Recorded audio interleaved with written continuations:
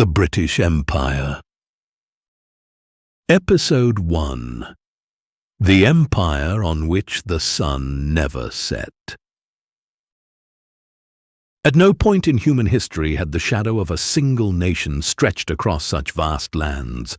For an age, the flag of the British Empire fluttered across almost every ocean and continent. The phrase, "the empire on which the sun never sets," was not an expression of arrogance, but a statement of fact.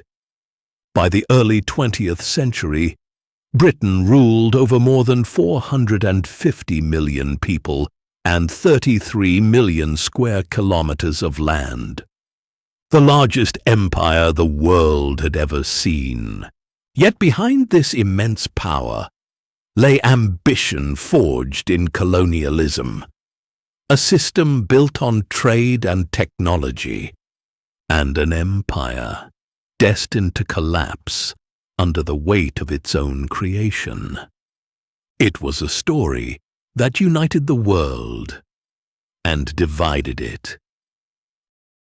Episode 2. The Age of Discovery and the First Colonies, 16th to 18th centuries. By the late 16th century, England sought to rival Spain, the master of the seas, in the race for new trade routes, new markets, and lands to conquer. Under Queen Elizabeth I, English ships set sail into the Atlantic, driven by both commerce and creed. A crusade, not of faith alone, but of ambition. The world was still vast, its territories unclaimed, its peoples divided, and its riches untapped. In 1600, the East India Company was founded, the engine of Britain's future empire. It possessed its own army, navy, and legal authority.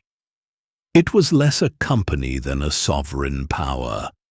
Settlements like Jamestown in North America and Barbados in the Caribbean became the first stones in the foundations of what would grow into the greatest empire on earth.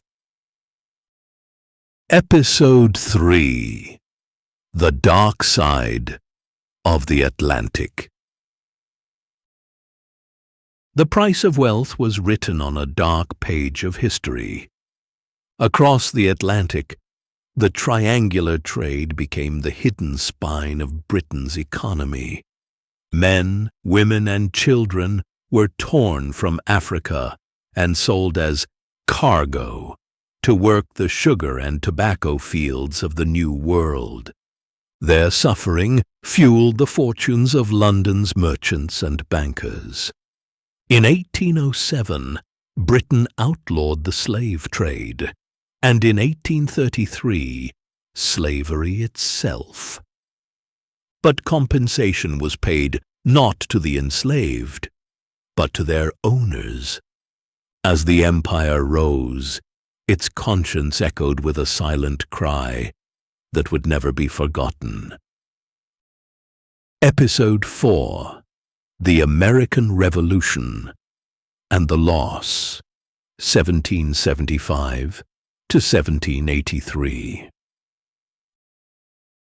The colonies had grown restless under British rule. "No taxation without representation" became the rallying cry heard across the Atlantic. On a cold December night in 1773, the infamous Boston Tea Party ignited rebellion. A spark that would kindle full-scale revolution. From 1775 to 1783, the struggle for independence unfolded, culminating in the birth of the United States of America. Britain suffered a devastating blow, losing all 13 colonies. Yet from this loss came a new vision, new routes, and oceans to command, from the Indian Ocean to the Pacific. The fall of one empire became the beginning of another. Episode 5. The Second Empire, Asia and Oceania, 1783 to 1850. Having lost America, Britain turned its gaze eastward.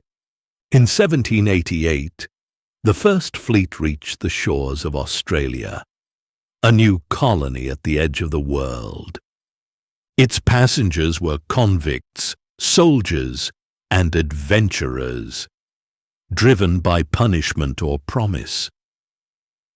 At the same time, the East India Company tightened its grip on India, no longer trading merely in goods, but in politics and power. Princes, traders, and markets alike fell under British influence. Through this wave of expansion, Britain became not just a maritime power, but the industrial heart of the modern world. Episode 6. India and the Crown's Dominion, 1857 to 1876. On the 10th of May, 1857, mutiny erupted in the city of Meerut, India. Soldiers of the East India Company, known as Sepoys, rose up against their British officers, a rebellion that would shake the empire to its core. The Sepoy Rebellion was not merely a military revolt. It was a cultural and spiritual confrontation. In its aftermath, the East India Company was dissolved, and India came directly under the rule of Queen Victoria. The monarch now bore a new title, Empress of India. British administration brought railways, schools, and bureaucracy, but progress was a mask for control. Modernization served empire, not liberty. Episode 7. Pax Britannica, the Age of Industry and Power, 1815 to 1914. With Napoleon defeated, Britain reigned supreme over the seas. The Industrial Revolution amplified its reach. Railways, steamships, and telegraph cables formed the veins of empire. Manchester's factories spun cotton from India, and London's banks handled gold from across the globe. This period became known as Pax Britannica, the British peace. It was an age where commerce replaced conquest, and machines replaced muskets. But this peace existed only under the shadow of British dominance. Beneath the soot-filled skies of its cities, a new world was quietly being born. Episode 8. The Scramble for Africa and Imperial Rivalry, 1884 to 1914. At the Berlin Conference, Europe divided Africa with a ruler's edge.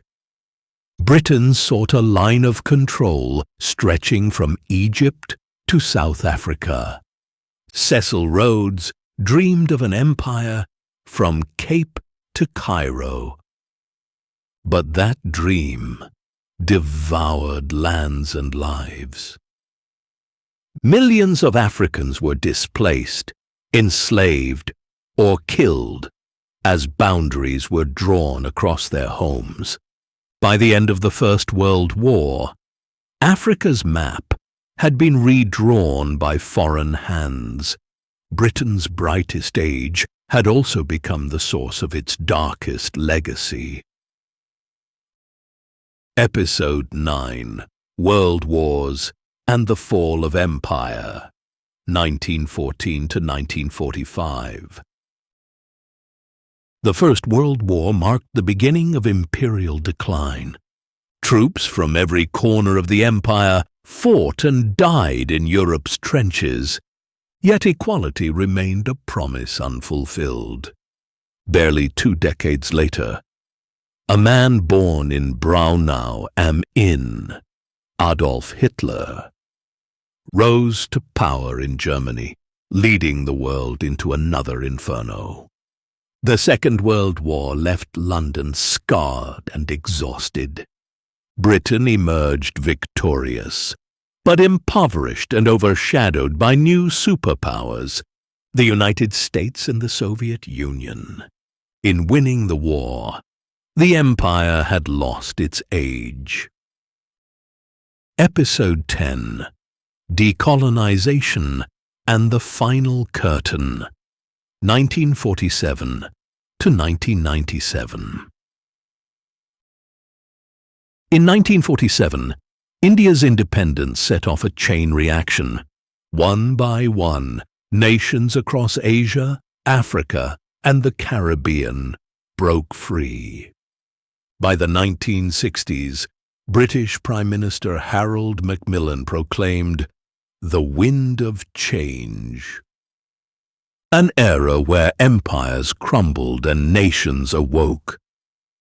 Half a century later, in 1997, Hong Kong was handed back to China, marking the symbolic end of Britain's global dominion. At last, the sun that had never set upon the British Empire slipped beneath the horizon. Last episode: Legacy and the Empire's Shadow. The British Empire has faded from maps, yet its influence still pulses through the modern world. The English language, common law, and the parliamentary system remain its lasting imprints. The Commonwealth of Nations endures, now bound not by conquest, but by dialogue and shared history. The empire that once ruled the seas has become a mirror to modern civilization, a reminder of ambition, innovation, and consequence. Through industry, conflict, and reform, Britain helped shape the world of the 21st century, for better and for worse.